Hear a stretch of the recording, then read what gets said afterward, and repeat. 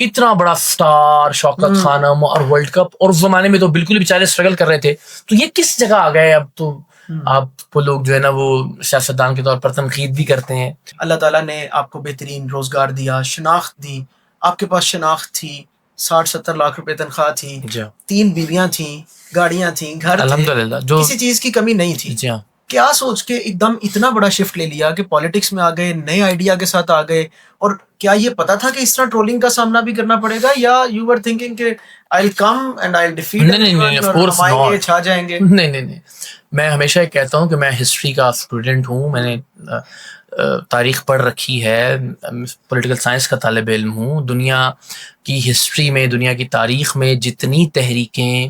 جتنی political parties یا جتنے بھی افراد جن کو آج ہم عزت سے یاد کرتے ہیں، تکریم سے یاد کرتے ہیں، سب نے اپنی زندگی میں اس سے کئی ہزار گنا زیادہ چیلنجز، زیادہ تنقید، زیادہ گالم گلوچ اور زیادہ الزامات کا سامنا کیا ہے. لیکن آپ کے اور میرے لیے تو سب سے بڑی ہستی اس روئے زمین کی اور اس کائنات کی آپ کے اور میرے آقا و مولا حضرت محمد مصطفیٰ صلی اللہ علیہ وسلم کی ذات مبارکہ ہی ہے نا. آپ کے جوتوں پر لگی خاک کے ذروں کے برابر بھی نہیں ہم، لیکن ظاہر آپ ہی سے سیکھتے ہیں، انہی کی سنت سے الٹیمیٹلی حوصلہ اور ہمت ملتی ہے. تو آپ جیسی شخصیت نے بھی جب اپنا پیغام، اپنا میسج یا اسلام جیسی تحریک کا آغاز کیا، تو ہم جانتے ہیں کہ کیا کیا کچھ گزری، ان پر لوگوں نے دیوانہ کہا، شاعر کہا. تو بلکہ ابھی کل میں عمران خان صاحب کا ایک انٹرویو سن رہا تھا سہیل وڑائچ صاحب کے ساتھ جو ان کا ہے، تو سہیل وڑائچ صاحب نے ان سے یہی پوچھا کہ اتنا بڑا سٹار شوکت خانم اور ورلڈ کپ، اور اس زمانے میں تو بالکل بیچارے اسٹرگل کر رہے تھے، تو یہ کس جگہ آ گئے اب تو آپ کو لوگ جو ہے نا وہ سیاستدان کے طور پر تنقید بھی کرتے ہیں. تو انہوں نے بھی یہی کہا، اور میں بھی یہی سمجھتا ہوں کہ زندگی میں آپ نے جو اچیو کر لیا ہوتا ہے، صرف یہ سوچ کر کہ لوگ مجھ پر تنقید کریں گے یا مجھ پر الزام لگائیں گے، آپ نے وہ کام کرنے سے باز نہیں رہنا ہوتا جسے آپ ٹھیک سمجھتے ہیں. تو یہ بڑی irrelevant سی بات ہے کہ میں وہ کام کروں جس میں پاپولر رہوں، یا میں صرف وہی کام کروں جس میں مقبول رہوں، یا میں صرف وہی کام کروں. یہ آپ کو بالکل بہاؤ کے مخالف جانا چاہیے، اور جو بات ٹھیک سمجھتے ہوں اس بات کو بوانگے دھول کہنا چاہیے، اور میں بھی وہی کہنے کی کوشش کر رہا ہوں. لیکن سر مقصد کیا تھا عوام راج تحریک کا؟ Was it your personal interest یا اس کا کوئی نیشنل انٹرسٹ تھا آپ کے ذہن میں؟ کیا پرسنل انٹرسٹ تو نہیں ہے،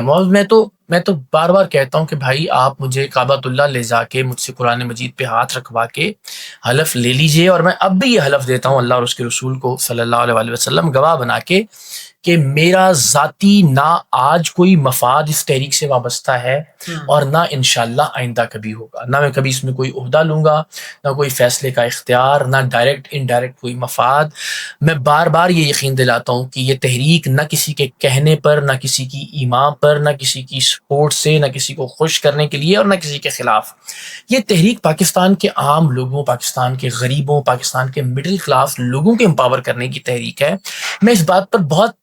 شدت سے یقین رکھتا ہوں کہ 99% لوگ جو ہیں اس ملک کے، جو مڈل کلاس سے ہیں، لوور مڈل کلاس سے ہیں، غربت میں ہیں، خط غربت سے نیچے ہیں، ان 99% لوگوں کی 0% نمائندگی ہے پارلیمان میں یا اقتدار میں.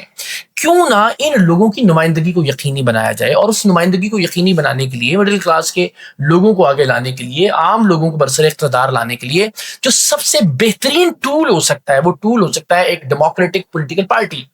کہ جس میں کوئی ایک امیر زیادہ مالک بن کر نہ بیٹھا ہو، سانپ بن کے 30-40 سال قابض نہ رہے، کہ کوئی ایک فیملی جو ہے وہ اون نہ کرتی ہو اس پولیٹیکل پارٹی کو. اس پولیٹیکل پارٹی کے عام لوگ مالک ہوں، ان کے بچے اس پارٹی کے مالک ہوں، جیسے ساری دنیا کی پولیٹیکل پارٹیز میں ہوتا ہے. اور وہ پارٹی میک شور کرے کہ سب کے پاس ایکول اپارچونٹی ہو، مزدور کی بیٹی، ریڑھی والے کا بیٹا، کسان، محنت کش، سب کی اولادیں وڈیروں، جاگیرداروں کی اولادوں کے بالکل برابر ٹریٹ کی جائیں، میرٹ کی بنیاد پر اور انٹرنل الیکشن کی بنیاد پر. اور ان میں سے جو سب سے بیسٹ لوگ ہوں وہ آئیں اور ملک کو رول کریں، اور پارٹی کو بھی الٹیمیٹلی چلائیں، اور پارٹی کے عہدے بھی انہیں کے پاس ہوں. تو یہ صرف اور صرف اس ملک کے غریب لوگوں، اس ملک کے مڈل کلاس کے لوگوں کو اور اس ملک کے عام لوگوں کو برابر کا اقتدار کا، اختیار کا حق دینے کی تحریک ہے، جس کا کسی اور بات سے کوئی تعلق نہیں ہے. میں تو کہتا ہوں آئیے نا اس نظریے پر بات کریں، اس میں کیا خرابی ہے، اس کی امپلیمنٹیشن میں آپ کو کیا پرابلم دکھائی دیتا ہے، اس کی پریکٹیکلٹی پہ بات کرتے ہیں، اس میں جو فلاز ہو سکتے ہیں، میں کوئی حرف آخر تو نہیں ہوں، ان کو دور کرنے کی کوشش کرتے ہیں اور مل کر ایک لیول پلینگ فیلڈ دیتے ہیں اس ملک میں مزدور، کسانوں اور ریڑھی والوں کے بچوں کو، ڈرائیوروں اور کنڈکٹروں کی اولادوں کو، رکشے والوں کے بچوں کو، کہ وہ بھی وڈیروں اور جاگیرداروں کے مقابلے میں اپنی قابلیت کو آزما سکیں، اپنی صلاحیت کو آزما سکیں۔